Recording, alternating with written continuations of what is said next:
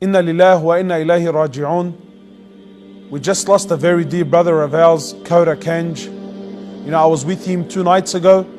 We had performed Umrah in Mecca, and then he left for Medina, spent the day in Medina, prayed the Dhuhr prayer in the Rawdah, directly behind the Imam, spent 2 hours in the Rawdah, in the worship of Allah subhanahu wa ta'ala, and then towards the end of the day, he was feeling some pain, some chest pains, and then when things got really bad, he laid down, surrounded by his family, just at the time of the Maghrib prayer, while the adhan was being called.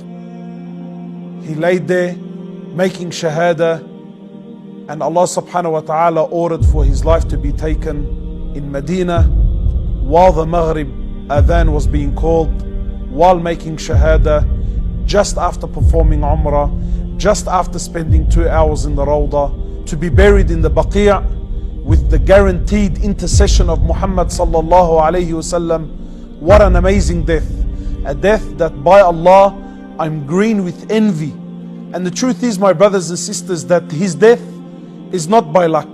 Because I bear witness and I testified that this brother, he worked so hard for it. For years, he would pray Fajr in Jama'ah in the masjid, and then he would sit in the same corner until 9 o'clock in the morning, trying to memorize the Quran. And he was struggling. I remember when he would spend the whole week trying to memorize, a whole week, and he would barely get a line. And then from a line he would get a verse, and then from a verse he would half a page, until he reached the point where only less than a year ago, he was so determined to memorize the Quran that he had left him and his family, went to South Africa, enrolled in a full-time hifz school where he can memorize the Quran, dedicating his time. A few months ago, his mum had passed away. He came back. He was at the service of his mother while she was dying.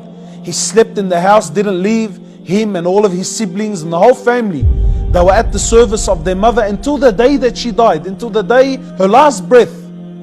They were there at the service of their mother. You know, my brothers and sisters, if you want a great death, these great deaths, they don't come by chance. No, you have to work for it. You have to work for it, and you got to want it. And you got to be so sincere. And wallahi, if you're sincere and you're dedicated and you work, Allah subhanahu wa ta'ala will accept you and give to you like He gave this brother Khidr. Like He gave this brother. I ask you, my brothers and my sisters, how are we spending our days? How are we spending our nights? How will you die? You ask yourself, how will you die? The greatest indication of how you will die is how did you spend this day that you're watching this video? How did you spend this day? How did you spend last night? This is a very good indication of how you and I will die. Because the way you live, this is the way that you die.